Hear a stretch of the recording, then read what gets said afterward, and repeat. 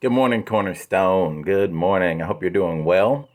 Excited. A couple things going on today at 2 o'clock. We have our family fun day at the church building. We're gonna have socially distanced games and fun and music and all sorts of things. So hopefully you're able to come and check that out.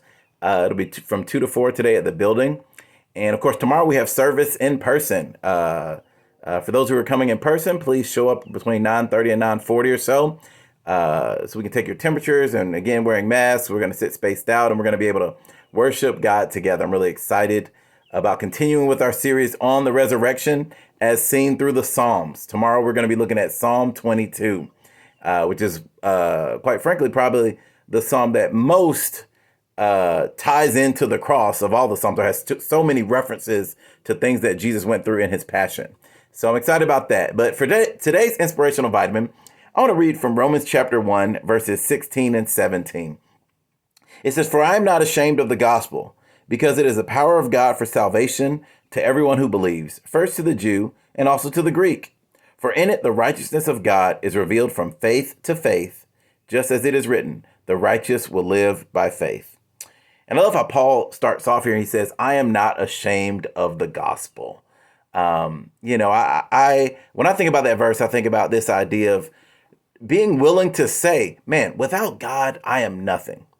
If Jesus hadn't died for me, I would have no chance of making it to heaven, of being able to have a relationship with God. I am so grateful. I'm not ashamed of the fact that, his power is made perfect in weakness, that I am a sinner. It's I think being willing to admit, I am a sinner. I had a past that was broken. And fortunately, by the power of God, I was able to be restored into relationship with him because of the good news of the reign of his son, Jesus Christ. And so that's the first thing I think about in terms of this story is just the power of the gospel and not being ashamed of it. But I love the last part of it where he says, the righteous will live by faith.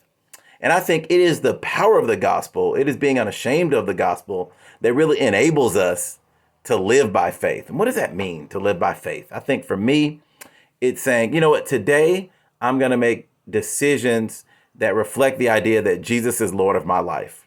Or for you, maybe it means there's something you've wanted to do for many, many years, something you've wanted to maybe change in your life. And you're saying, by the power of God, I believe that this can change, and really going after it.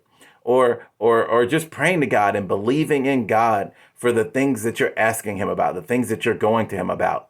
I think it also means living a life where we try to love others as God has loved us. That's what it means to live by faith, because we know that is difficult, right? Sometimes we're hard to love, but when we choose to love like God does, that is a decision to live by faith.